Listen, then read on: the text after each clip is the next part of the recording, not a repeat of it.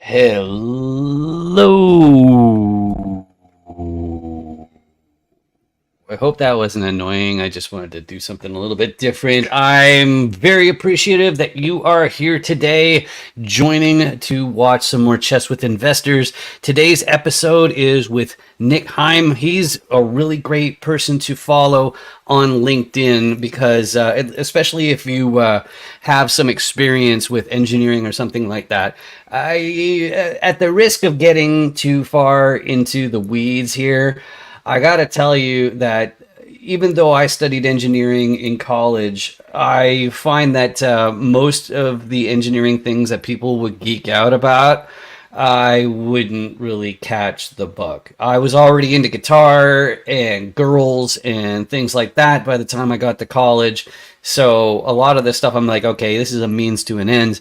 I'm trying to just basically, start off a career where I know that there's actual money involved, and I actually have a chance to retire based on the arithmetic. That's what I was up to. But the one thing in engineering that I actually geek out on, it's not imaginary numbers, the square root of -1, all that kind of crap, which is a huge part of electrical engineering.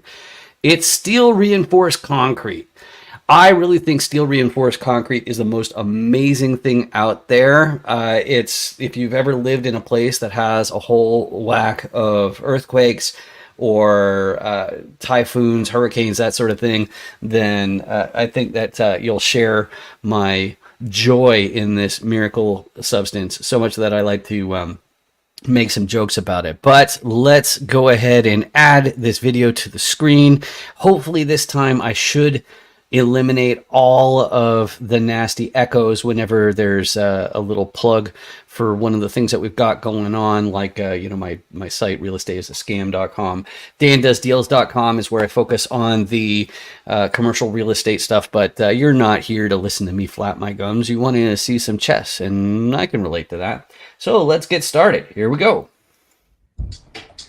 Hey, how's it going? I'm Dan Fradenburgh, and this is for Chess with Commercial Real Estate Investors. I'm a commercial real estate guy, and so is my engineer friend Nick Heim. How you doing today, Nick? Dan, doing well. What's going on? Oh, it's a beautiful Tuesday morning, and here comes the challenge link. And while you're hitting that and getting up to speed, I'll share with the audience what's going on here. So as I mentioned, we're in the real estate field. And of course, you don't really get a whole lot done as far as real estate goes when you're playing a game of chess on a podcast, but that's what we try to do. But yeah, is that you find that private chat link there, Nick? Yep. In the chat. I'm here now. Going through all the ads. For real. Now they want to tell me things so I can play Let's chess. talk. Yep, Okay. and connect to absolutely everybody. Okay, I'm white, so I go first. Okay, so I always start out with NF3. Did you look into any openings? Are you a chess nut there, Nick? No, I am going in blind. I haven't played in probably 10 or 15 years. I did watch the Queen's Gambit though, so I think I might be slightly more prepared than usual. Oh, okay, good. So I always find that being hot really helps when it comes to just about everything. And what's her name? Anya, something Joy, whatever. Yeah, Anya Joy Taylor. Yeah. yeah. There you go. Yeah. Good stuff. So how am I going to do this? I'm going to go Scotch. I'm going to go Scotch. Oh, it wants me to do this. All right, cool. Well, there we go. So there's my move. All Dan, right. So Nick, yeah, go ahead. Dan, one question. Can your AI avatar see what I'm going to play next? No, it can't. I've been keeping it away from chess because of the fair use policy, of course. It's Abiding by the terms and conditions. yeah, exactly. It's a very important thing to do. But there you go. That's good stuff. So it's funny. Let's get into parking garages because that is one of the things that I see you post most about on LinkedIn there, Nick. And so that's really a restoration sort of thing. And like, is it also consultation or what exactly do you do in that space generally? Yes, so it is definitely both, Dan. So we can come in, we can, on a consultative basis, walk through a garage with its owner, try to identify things that may be wrong, some things are right. Sometimes we'll say there's nothing that needs to be done. Other times we're like, holy crap, you got to shut this thing down. So it's a mixed bag, but we also offer all the engineering and then manage all of the construction that goes along with the engineering recommendations. Good stuff. Good stuff. So, one of my favorite stories to tell people, especially when they find out that I lived in Taiwan for 15 years, is I like to they frequently say stuff like, "Oh, well, what about the active volcanoes or the fact that China says that Taiwan's not a country and they're going to take it by force?" Like what exactly do you do about that? And the other one is typhoons. Like that's an issue. Like there are all these different dangerous things in Taiwan. But when it comes to like people, especially from Canada, they'll frequently ask me, it's like, wow, like how can you live in a quote unquote dangerous place like that? And the answer I like to give is there's this story that some people maybe have heard of before. It's about these pigs, and there are three of them, as a matter of fact. And I like to point out that the one that built its house out of steel reinforced concrete seemed to have been perfectly fine. Uh, at least that's the way that I describe That it. Dan, they don't tell you that one in the American version of that story. But yes, if that pig built his house out of steel reinforced concrete and maintained it over its lifespan, I think he's going to do much better than his counterparts who use, let's say, less suitable building materials. Yeah, which becomes a very important thing if somebody huffs and puffs and attempts to blow your house down. Exactly, So how am I exactly. gonna do this one? So then it'll be a block. I probably should. Um, Don't overthink it, Dan. You're not playing anyone who's using any sort of real strategy. it's funny. It's funny. Yeah, it's another thing that's kind of fun here is that I noticed that I've got this going on two different screens, right? And I find that I tend to play on the screen that I'm not actually affecting, but I can see my cursor on here. But anyway, so as far as what I'm up to these days, the biggest thing is getting into the lending side of real estate is what I've is one of the pivots that I've done, and part of the strategy I've always taken in this industry is let me see here. Okay, so that'll.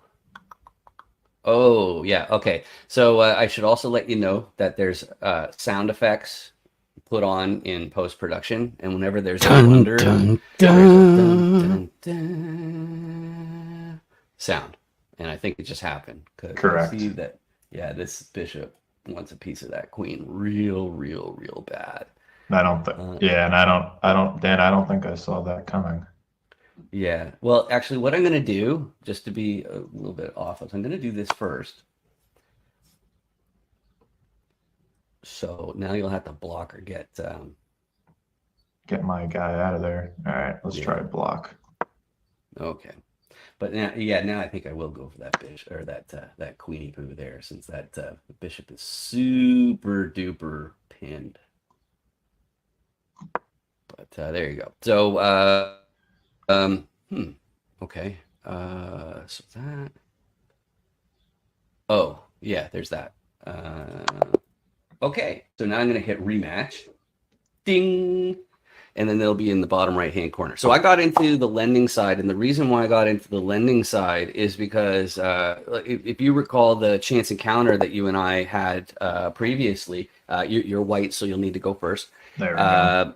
But yeah, it's that whole format is just to find out, hey, so who are you and what do you do?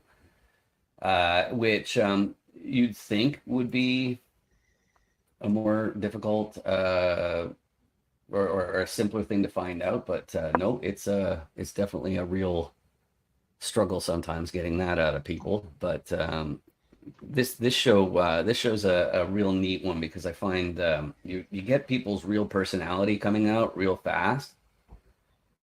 Yes, because it's hard to contain anything when you're getting your butt beaten chest down. I know that for a fact. Well, and well, that's the thing too is like with engineering, I think that you get. I think there are a lot of preconceptions that come along with engineering. One is, I'd say, a distrust of like marketing, finance, different things like that. I think that we really. So while I'm talking about engineers' distrust towards marketing and things like that, I think I should probably introduce you to my friend Joe Cook. It'll take 1 minute. Small does nothing but put more money in the pot. Right. If we talk about just the investor side, I mean, Shane talked about the sponsor side a little bit. I'll talk about the investor side. Okay, so you want the most money in terms of return with the least risk. All right, you want to do it yourself? You can go get 13 or 14%. You're going to do all the underwriting. It's not going to be passive. If you bet, probably not. I think I'd have to bet at least 2,500 before they fold. And the pot is 4,000. 4,000. Yeah, I think you're right, but I'd rather just check. Okay. First position, you have the right of collection and the right of foreclosure or sheriff's sale, well, wherever you're at.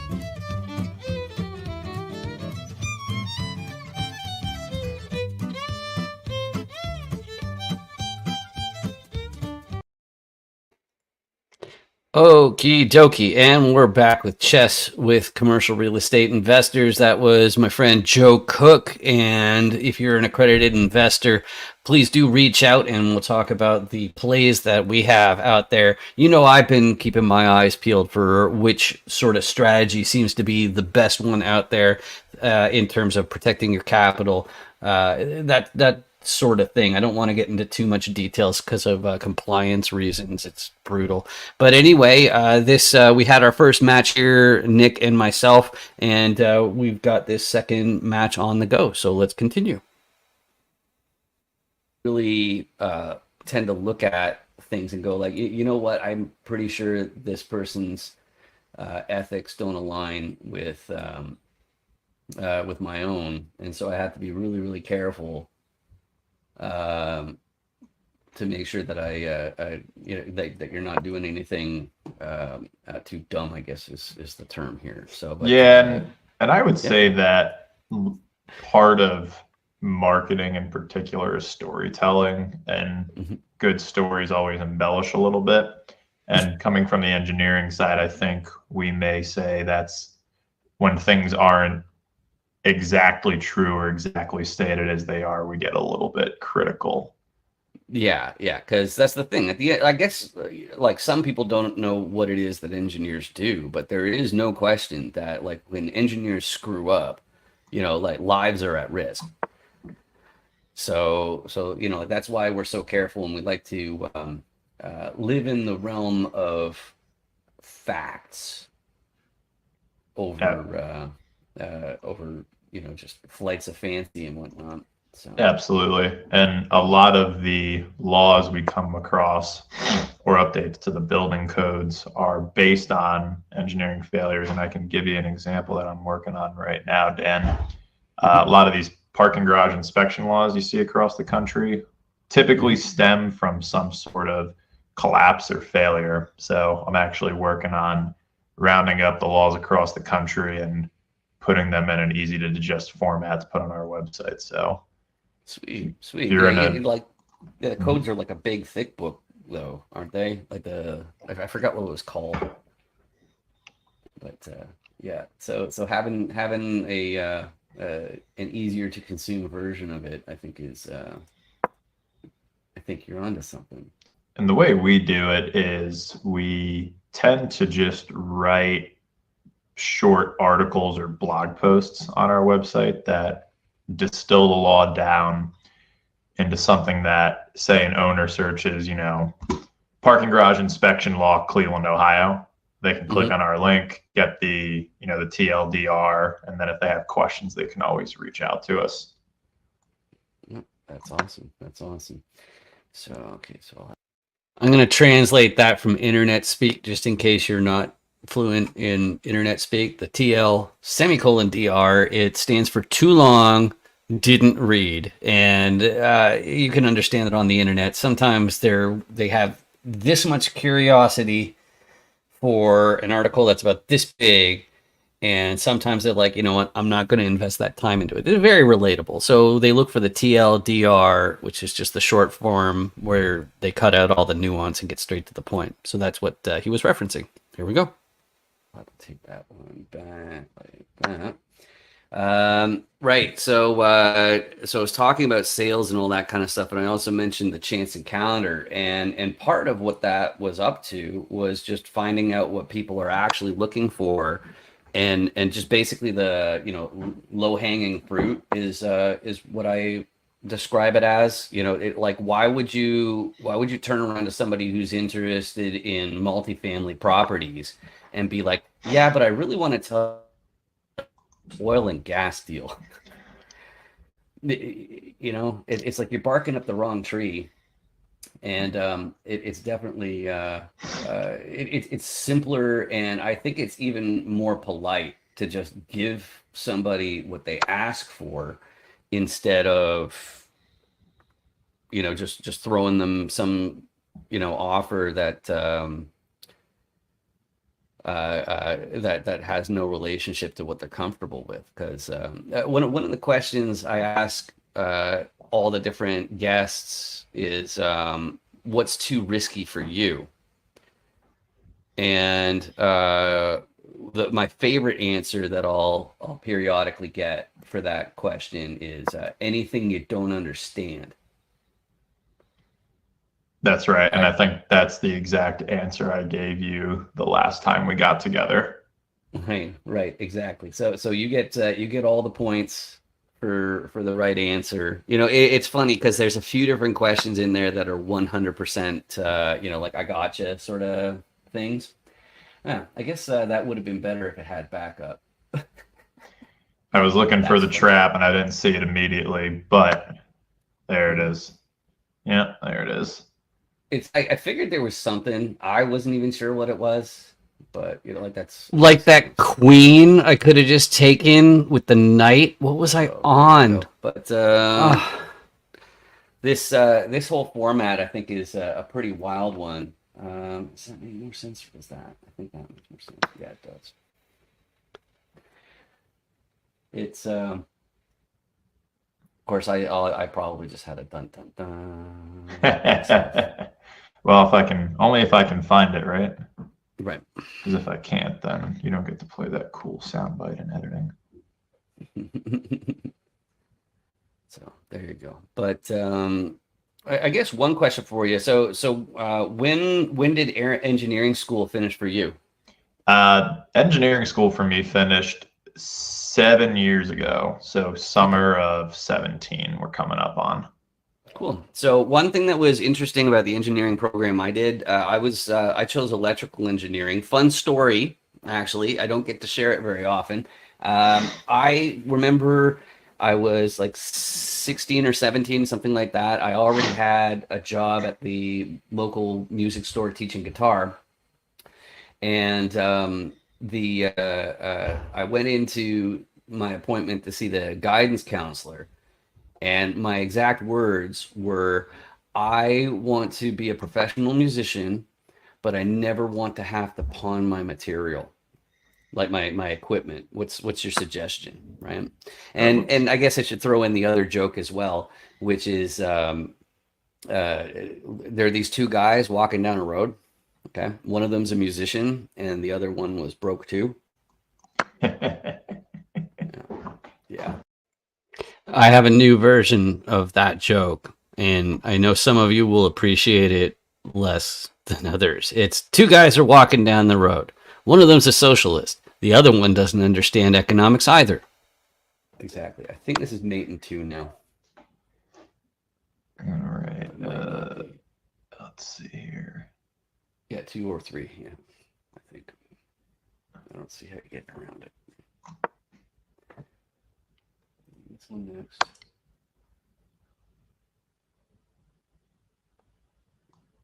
So, yeah, okay. Then head over there. It's like the time of the game where you can't do anything except move the king around. Yeah. I know it's the whole point. He's like trying to flee the battle. Right.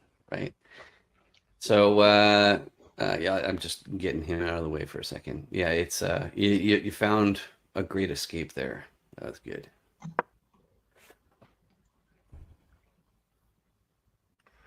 Do that. That's probably better. Let's do this. I doubt it's the fastest way to get there, but at least it covers my knight. Let's see. So the thing I was going to say though is, so he said electrical engineering was the right answer to make sure that I could still, like, that I won't be pawning my equipment, and I kind of think that is I think it's kind of overkill as far as advice goes. It's like, okay, well, you could find a lot easier ways to not have to pawn your equipment than electrical engineering. But the reason I brought it up actually was because I think that the program where I went to college, the first year, it didn't matter what your discipline was. They gave you a 360 look at the different types of engineering. Mm-hmm. So even though I was in electrical, I still had to study geology, which of course, when you get into real estate, especially bigger buildings, it 100% matters. I don't care who says otherwise. It's like, sure. Yeah, you're not going to do it as an amateur. You're not going to be doing a geological study, but at least you're going to know, it's like, hey, I don't think that building is going to stay where it is. Yes, and I think so. If you've been in the game long enough, Dan, environmental studies, geology, and geotechnical engineering. Can the soil on your plot of land that you had adequately support, eventually the foundations for whatever you're trying to build? And civil engineering in particular it's fascinating because it touches almost all arms of real estate development. Mm-hmm. And having a good engineer, at least one that understands the nuances of development, is a really good team member to have. Mm-hmm. Mm-hmm. Definitely. So at your engineering school, or like the other engineers you've spoken to, have you heard of other schools taking that approach of saying, like, you know what, no matter what, if you're an engineer, you have to, learn these other general subjects? Absolutely. And I think that's pretty common across engineering curriculum. So we actually do a lot of writing. Mm-hmm. Which I think is super helpful looking back, maybe not as much at the time. But I think that's pretty common here in the States, I would say. Yeah. Good stuff. Okay, so we're doing that. I could do it that way, or there's still another. Yeah, so I'll do it that way, I guess, even though that's good to know, because the other thing too is I wasn't sure. I could do that, which is weird, but fun. All right, yeah, I'm gonna do it.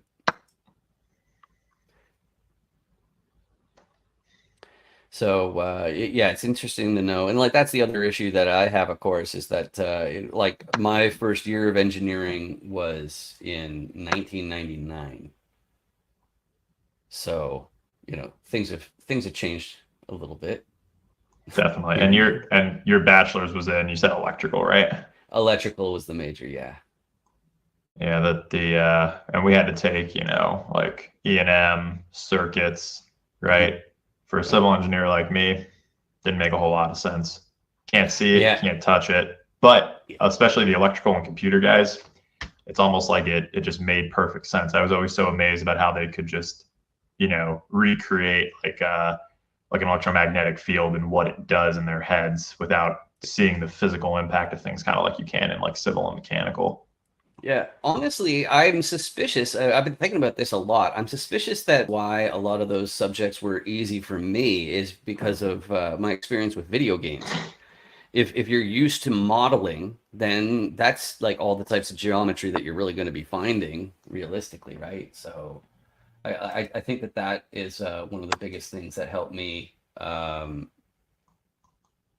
like, well, one thing I was I don't want to say famous, but like you get my drift. I actually left the drafting exam after 35 minutes. It was like a 3-hour exam, just like normal, but I was done and I passed. So, and I really chalk a lot of that up to just the experience of seeing these different shapes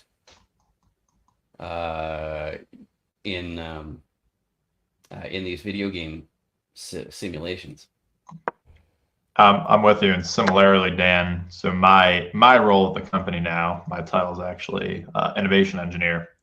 Cool. So all I pretty much do, in addition to the the regular inspection and stuff that a structural engineer would do, we're just coming up with ways to make the business run more efficiently, particularly with an eye on technology. And I think I would attribute to the same thing. A lot of video games growing up as a kid, being exposed to that type of stuff from a young age, it's just natural. So I agree with you. But good stuff. Right. So of course, whenever the subject of video games comes up, the first thing on my mind is screen time, which oddly enough, okay, not so odd, it's a little bit of a point of contention in this house. But that's the thing. Everything I end up seeing from like bigger organizations like the WHO, it says that you don't really have to worry about it, unlike nasty queen rook combos in the corner. But I mentioned before that Nick, I know that we interact and go. That's a good question to ask you about. What is your thing about screen time with your kids? Like, do you think it rots their brains?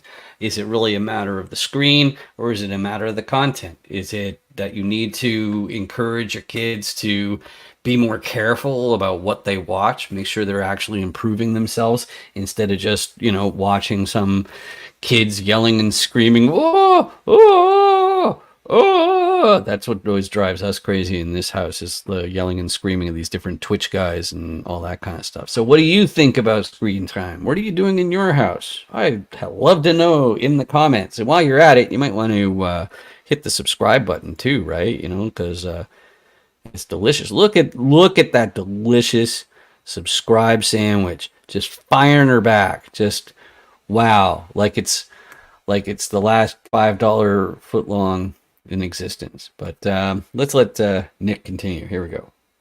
Go back and forth a fair bit on LinkedIn. You add all sorts of value in understanding how concrete works and all that kind of fun stuff.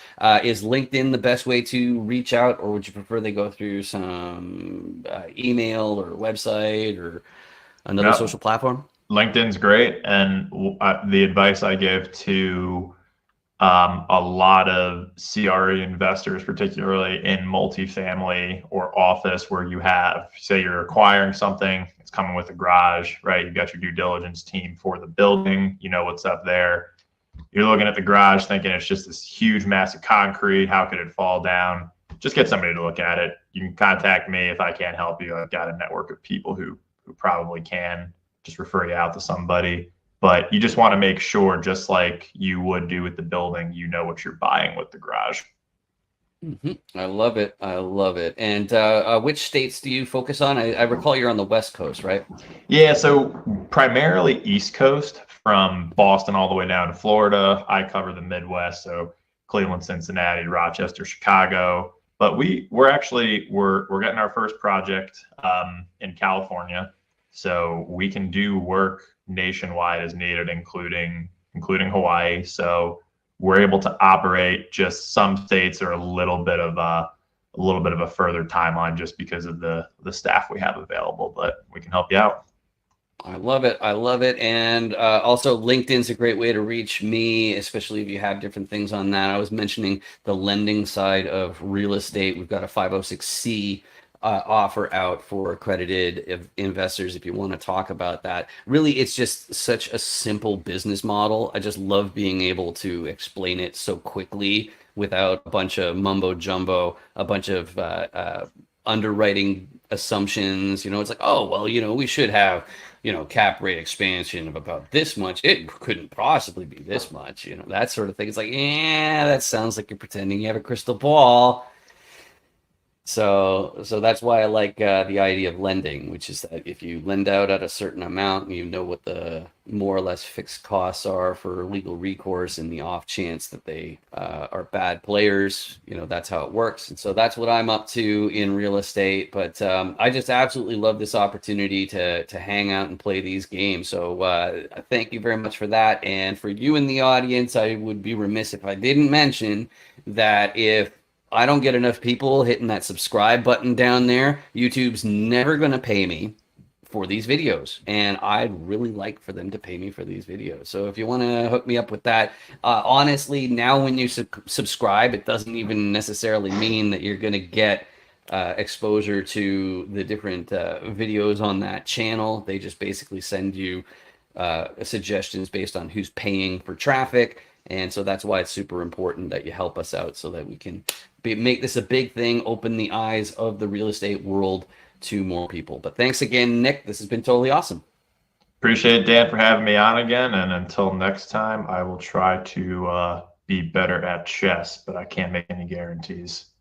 Well, it's you can just keep those parking structures sturdy. That's a game of chess in its own right, and I'll have more next time we talk. I love it. Awesome. Thanks. Does nothing but put more money in the pot. Right.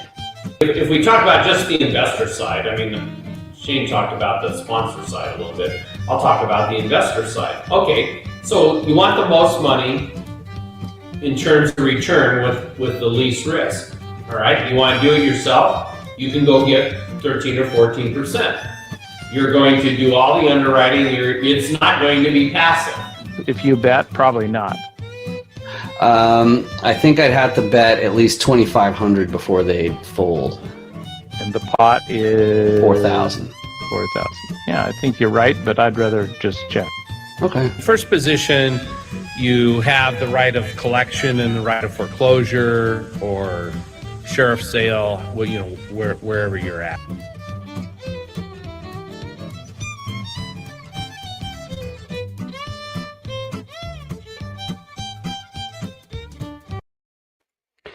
Okie dokie. So now it's time to remove that. And what else have I got for you today? I've already posted in the chat inside YouTube that there is a LinkedIn event. It goes to the webinar registration for tomorrow. Our webinar is on how real estate deals hit double-digit returns. The idea being that if you're a lender, then you don't have the same luxury of typical gurus, different coaches, stuff like that, who, they are doing more coaching than actual real estate. You don't really have the luxury of just assuming that everything's going to be okay.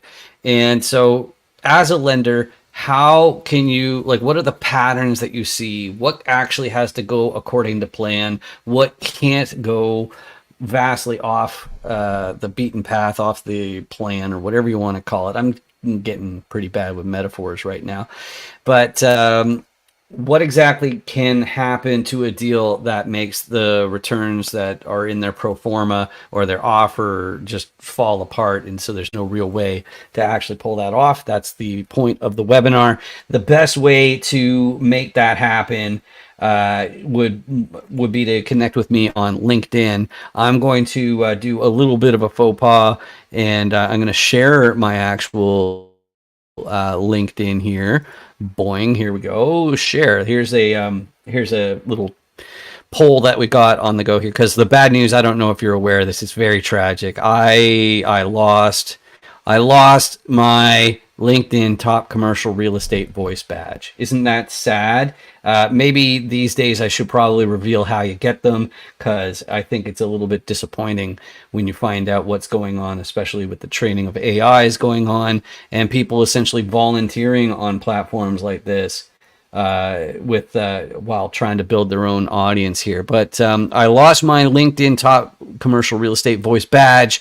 I am now A, faster, better, stronger. B, exactly the same. C, I'm now bottom CRE voice, or I'm in a van by the river. So make sure you weigh in on this highly. It might be the second most important vote that you do in 2024. It might be the most important one, but it's probably the second one, especially if you're in the US. It is an election year, so you can check that out. But please do connect with me on LinkedIn. I'm the guy who has the little attention symbols next to his name because I wrote a book about attention to detail because of my background in programming. And the funny thing about programming is if you make any mistakes, it just breaks. It breaks. That's what it does. So I'll remove that. That's what's really going on. Actually, I guess I could have gone and shown you the event as well, but I don't need to take up any more of your time. I've already taken up 36 minutes. Again, please do connect with me on LinkedIn. And if you're on YouTube, make sure you comment, say something. You can also just react. Like right here, I'm going, ha, ha, ha, ha, ha, ha, ha, ha, ha, ha. Isn't that funny? You can spam the buttons. Anyway, I got lots more to do today. You probably do as well. Thanks for watching. I do hope to be the guy in the background as you're doing your email and all that kind of stuff in the future. So hopefully you like this sort of thing. Anyway, that's it for now. Thanks again. I'll see you soon. Bye.